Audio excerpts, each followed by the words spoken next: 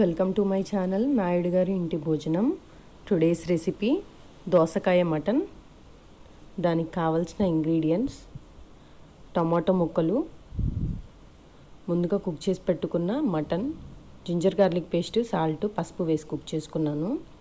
Salt, దోసకాయ ముక్కలు, కొబ్బరి పొడి, కారం, 1 స్పూన్ ధనియాల పొడి, 1 చిటికెడు చెక్క లవంగాల పొడి, ఉల్లిపాయ ముక్కలు, కరివేపాకు, పచ్చిమిర్చి ముక్కలు, ఆయిల్. ముందుగా గిన్నె పెట్టుకొని దాంట్లో ఆయిల్ వేసుకుని ఆయిల్ వేడయ్యాక ఉల్లిపాయ ముక్కలు, పచ్చిమిర్చి, కరివేపాకు వేసి వేపుకున్నాను. అది వేగాక దానిలో టొమాటో ముక్కలు వేసుకోవాలి. వేసుకొని ఒకసారి కలుపుకొని మూత పెట్టి కుక్ చేసుకోవాలి. టొమాటోలు మషీగా అవ్వాలి. ఒకసారి తీసి చూద్దాం. టొమాటో ముక్కలు కుక్ అయ్యాయండి. దీంట్లో దోసకాయ ముక్కలు వేసుకున్నాను. నేను ఒక మీడియం సైజ్ దోసకాయ తీసుకున్నా అండి. దీంట్లోకి 1 స్పూన్ ధనియాల పొడి, 1 స్పూన్ కారం వేసుకుని కలుపుకొని మూత పెట్టి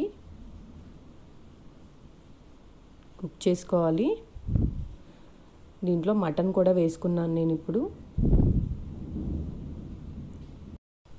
మటన్ కూడా వేసి ఒకసారి మసాలాలన్నీ కలుపుకొని వాటర్ ఏం వేయకుండా మూత పెట్టి కుక్ చేసుకోవాలి. ఆ దోసకాయలో ఉన్న వాటర్ బయటకు వస్తుందండి. ఇలా అవ్వాలి.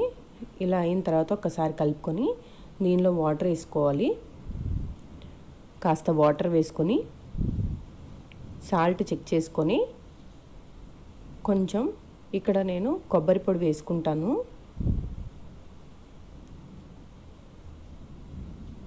కొబ్బరి పొడి గ్రేవీ కోసం అండి, కొంచెం థిక్నెస్ రావడానికి అంతే. డెసికేటెడ్ కోకోనట్ పౌడర్ అని దొరుకుతుంది, స్టోర్ బాట్. ఇది ఇంట్లో చేసింది కాదు. ఇంట్లో చేసిందైనా ఎండు కొబ్బరి చిప్పలు తురిమి వేసుకోవచ్చు. ఒకసారి మూత పెట్టేసి కుక్ చేసుకుందాం. కుక్ అయిందండి. ఇప్పుడు దీంట్లో ఫైనల్గా చెక్క లవంగాల పొడి వేసుకోవాలి. చెక్క లవంగాల పొడి నేను దాల్చిన చెక్క, లవంగాలు, వెల్లుల్లిపాయలు వేసి మిక్సీ చేశాను. అది చెక్క లవంగం పొడి. ఇది ఇంట్లో చేసుకున్నదే అండి. కొంచెం సేపు మళ్ళీ కుక్ చేశాను నేను, కొంచెం గ్రేవీ ఎక్కువ ఉన్నదని. ఇదిగోండి, ఇలా రెడీ అయింది. దగ్గరకు అవ్వాలి. దోసకాయ ముక్కలు కూడా ట్రాన్స్పరెంట్గా అవ్వాలి. కుక్ అయిపోయినట్టే. ఇది చాలా టేస్టీగా ఉంటుందండి దోసకాయ mutton.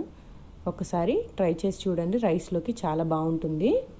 Please subscribe to my channel, like and share my videos to all your friends. Thanks for watching my video. Thank you.